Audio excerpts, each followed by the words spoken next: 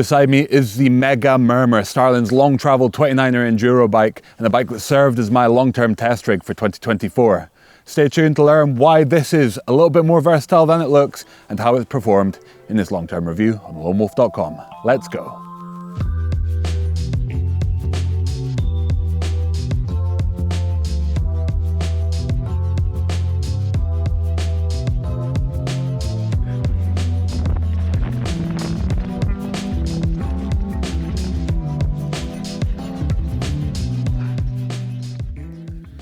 UK brand Starling Cycles has been making steel mountain bikes for the last 10 years, and recently they released their V3 frames, their third iteration frame construction.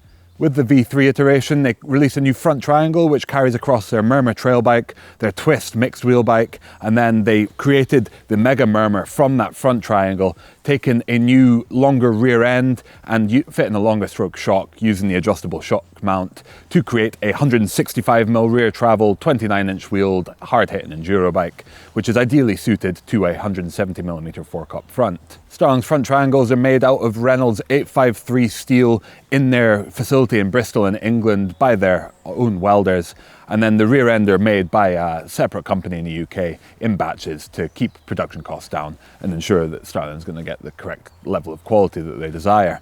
Starling chose the Reynolds 853 steel, which is made in Germany out of 100% recycled raw materials because, well, it just is a classic frame building material. It gives a really nice ride feel overall, and just generally the strength and stiffness characteristics that Starling was looking for out of their frames.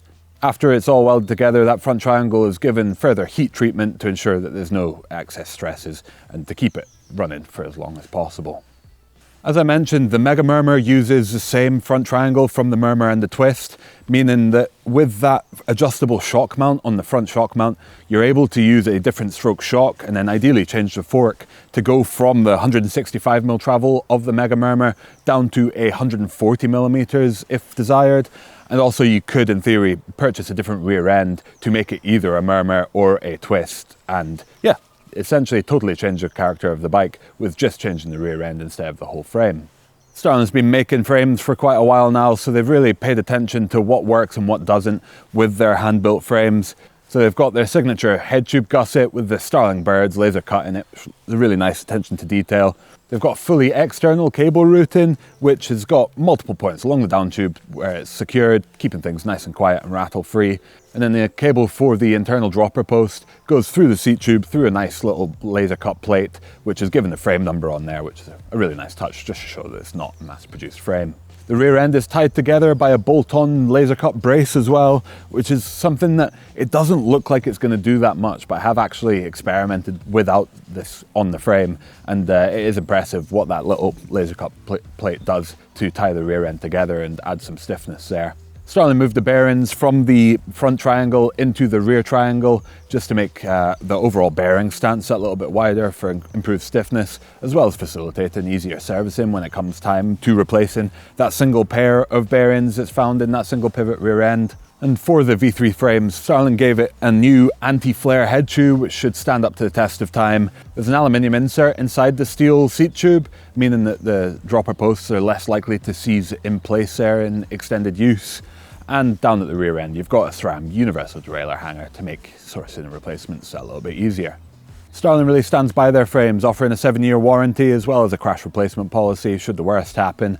And they are also really keen if, say, you bought one of these used or you just got 10 years down the line, Starling would be keen to, if you have an issue, say you have a crack in the frame or you just want it to be overall refreshed and repainted, say, they're happy to take that frame in and really offer a kind of reconditioning service because they are sure that the steel isn't naturally going to fatigue excessively to the point that in 7 years' time you're going to have any issues with it.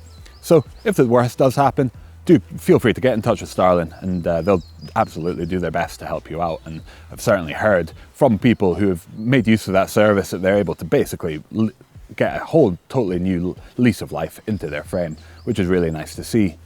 As is classic for a Starling full suspension mountain bike, this is a single pivot suspension system, meaning there is no linkages to worry about, one set of bearings in that main pivot, And the overall nature is to be nice and simple to set up, simple to use, and then simple to maintain when the time comes. This is 165 millimeters of travel with the 65 millimeter stroke shock that you see fitted here. And Starling's positioned that main pivot to be slightly above and in front of a 32 tooth chainring, which is kind of what the frame's designed around. And yeah, the resulting kinematics are certainly been a pleasure on the trail, as we'll talk about in the ride impressions. The Mega Murmur is offered in a choice of 4 different sizes, from a medium plus, which is kind of the reach of a medium, but the acknowledgement that this is quite a big bike overall, all the way through to a double extra large. This should fit riders anywhere from about 5'8" to 6'8", or 172 to 203 centimeters. And certainly the reach gaps between each frame size aren't huge, so most riders should be able to get a frame size that fits close to what they're looking for. Geometry numbers that are shared between all the sizes are a fairly long 455 millimeter rear end. The head tube angle is not super slack at 64.1 degrees. There's around about a 77.2 degree effective seat tube angle, and then the bottom bracket sits at 28 millimeters below the axles. The size large that I've been testing has a 485 millimeter reach, fairly tall 647 millimeter stack height, and a total wheelbase of 1,270 millimeters. The boutique nature of the Starling frames means that you'll typically find people building the bike to their exacting spec around the 2,150 pound frame. But Starling recently has also offered a full build option that costs £7,200 and is certainly decked out in a bunch of kit that is not only high end, but also kit that Starling has kind of been using for a long time and as such trusts. Over the testing period, which has spanned just about a year, I've certainly had a bunch of different setups on this bike. I've been using this as a test bed for a variety of different component reviews. So this is the final kind of form that you see it in, with the Formula Belva 180mm dual crown enduro fork. That fork does give a 170mm effective axle to crown, meaning that the geometry wasn't messed up by it. I've got the Öhlins coil shock on there, which Starling supplied with it, and they recommend that you go 2 spring rates higher than we would typically run in order to get the overall kind of kinematic and handling package that they are looking for. And that has actually proved to be spot on, as we'll talk about in a little bit. It's got the incredible Trick Stuff Maxima brakes, incredible in price and certainly pretty reasonable in performance too. A SRAM GX Eagle mechanical drivetrain, Fox transferred dropper post, the latest version in a 200mm drop, a Bergtech alloy stem with the Raceface era carbon bars, an Esculab 611 saddle, and then the wheels don't match because I did manage to toast the Silt Alloy Enduro rear wheel. So Silt Alloy Enduro front, a Nuke-proof Horizon Pro rear, which is just one that I had lying around, and then a pair of Vittoria Mostro tyres with the Enduro race compound up front and Enduro compound in the rear. That set of SRAM SX cranks was only fitted in a bid to also fit the Rimpact chain damper, which has been a super interesting item to test.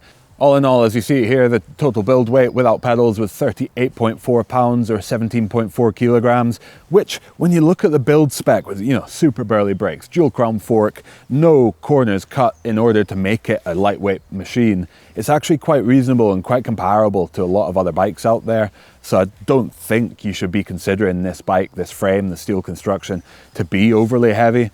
But as we'll talk about in a little bit, it's certainly been an interesting bike to test. And I think we should get onto the ride impressions to let you know exactly what that means.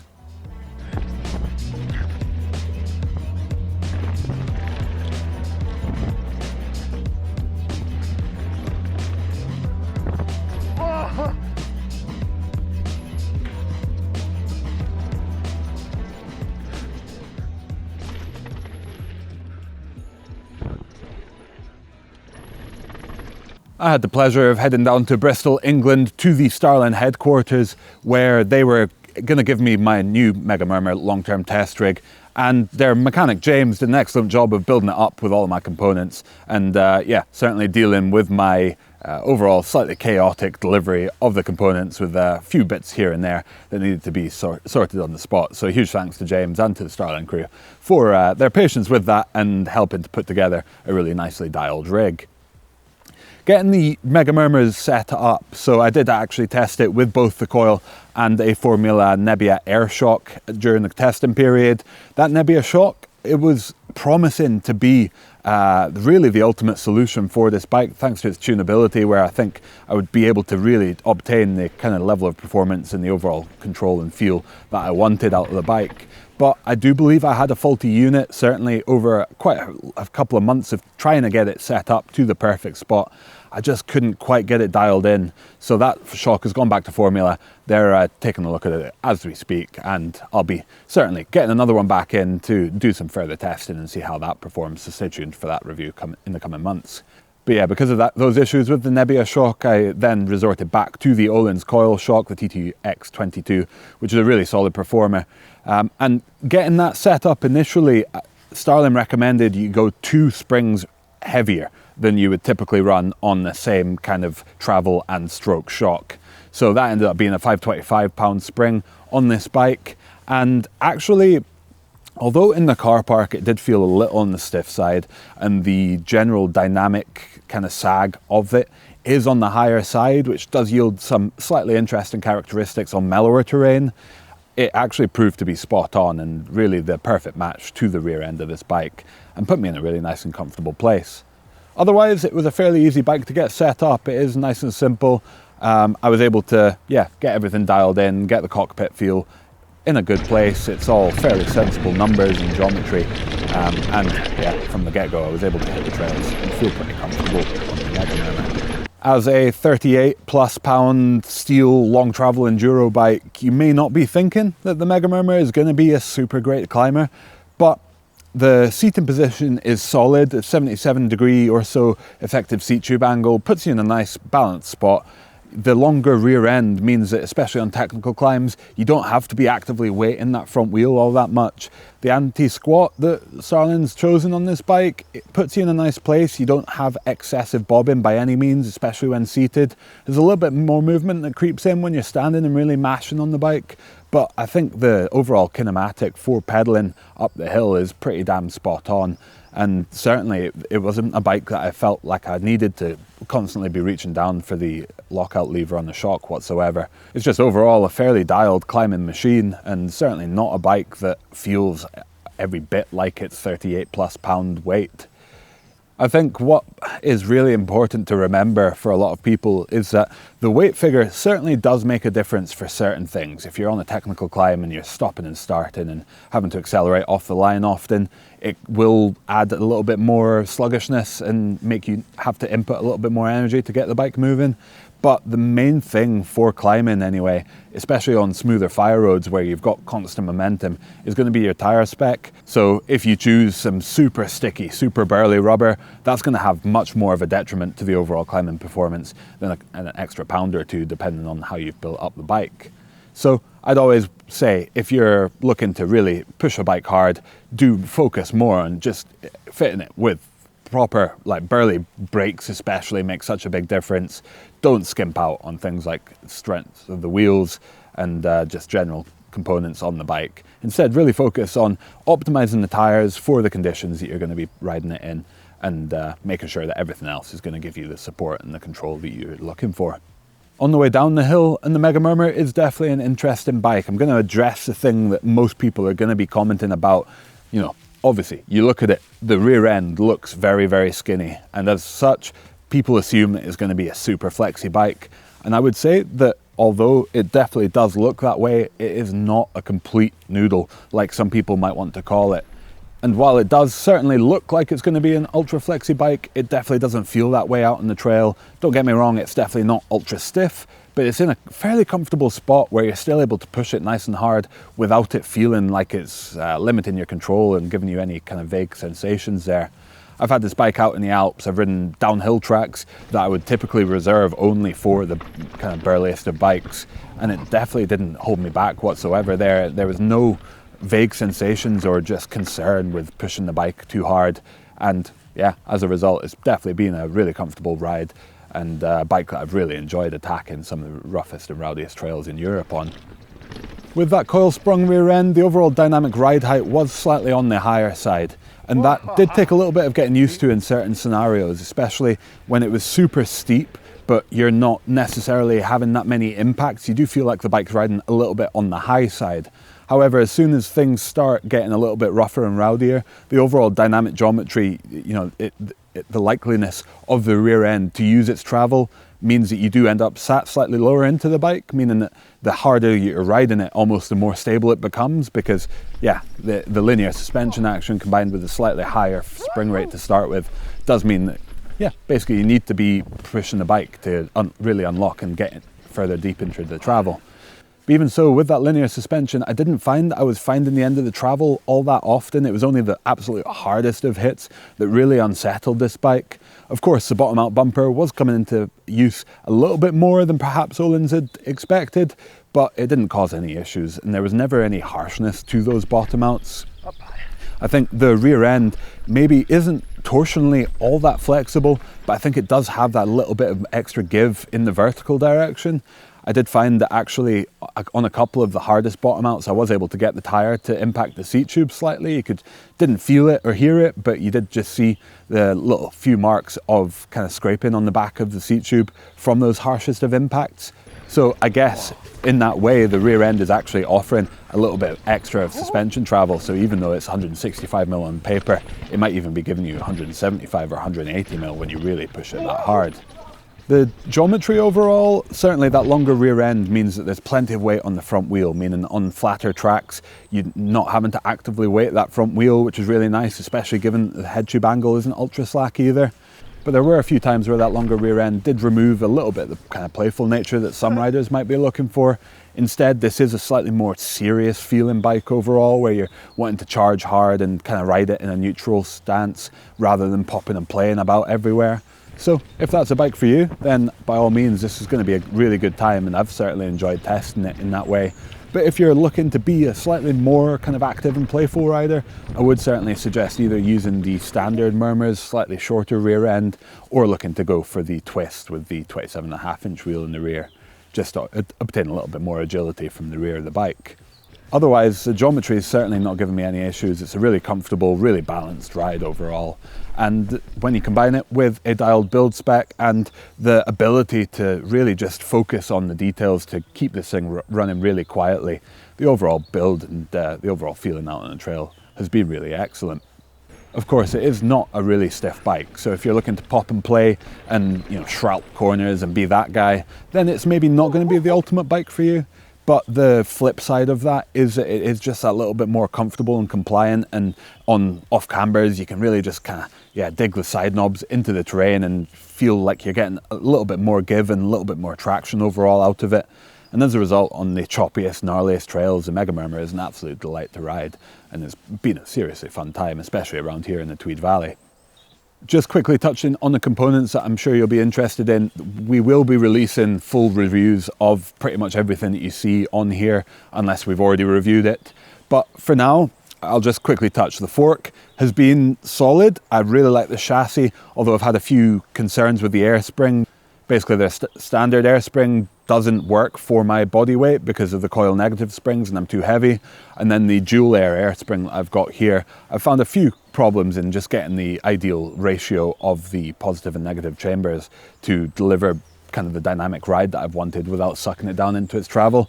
So still work in progress on that, and I'll certainly be reporting back once I do get it fully sussed out.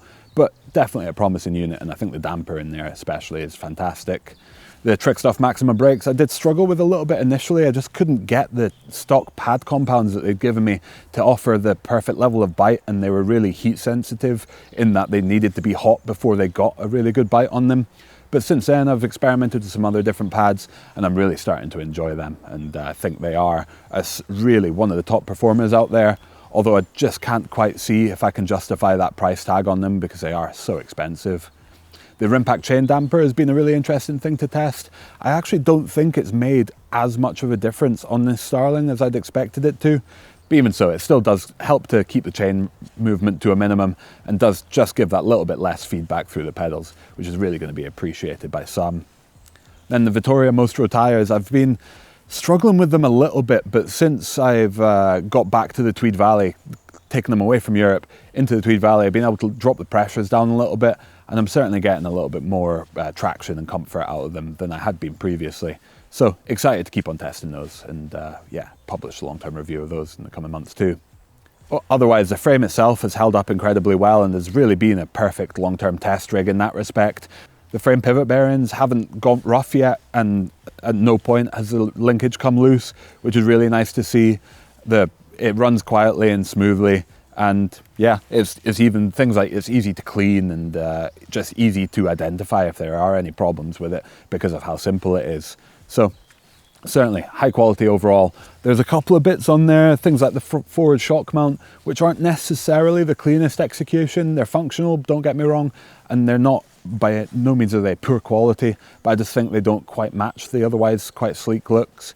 So I'd like to see those maybe improved in the future. But otherwise, I don't think you're going to spend your £2,150 on the Mega Murmur and be all that disappointed, because the performance is there and the quality is absolutely there too. Overall, the Starling Mega Murmur, definitely a bike that's got an interesting characteristic. If you're going to be running it with a coil shock, you will get a slightly different suspension feel to most out there, but the quality is there, the overall ride feel is excellent, and if you're looking for a hard-hitting enduro bike, it's certainly a bike that I would be considering, especially if you like the look of that simplistic steel frame. Huge thanks to Starling for supplying this bike for the long-term test. It's really been a great base to test a bunch of different components on, and a really enjoyable bike to ride and to figure out. I hope you guys have enjoyed this video. Give us a like if you have, leave us a comment, let us know if you have any questions about the Starling Mega Murmur or any feedback from your time on Starling bikes in the past, and subscribe to the channel so you don't miss out more awesome content on awesome bikes like this. Also, please do consider hitting the description below where we'll post a link to our members only page. In there you'll be able to get entered into the draw to join us on a shootout, to test products for us, as well as many opportunities to get discount codes and just to support Loam in producing the videos on bikes like we've been doing. So do consider hitting that, and for now I hope to catch you out on the trails. Thank you.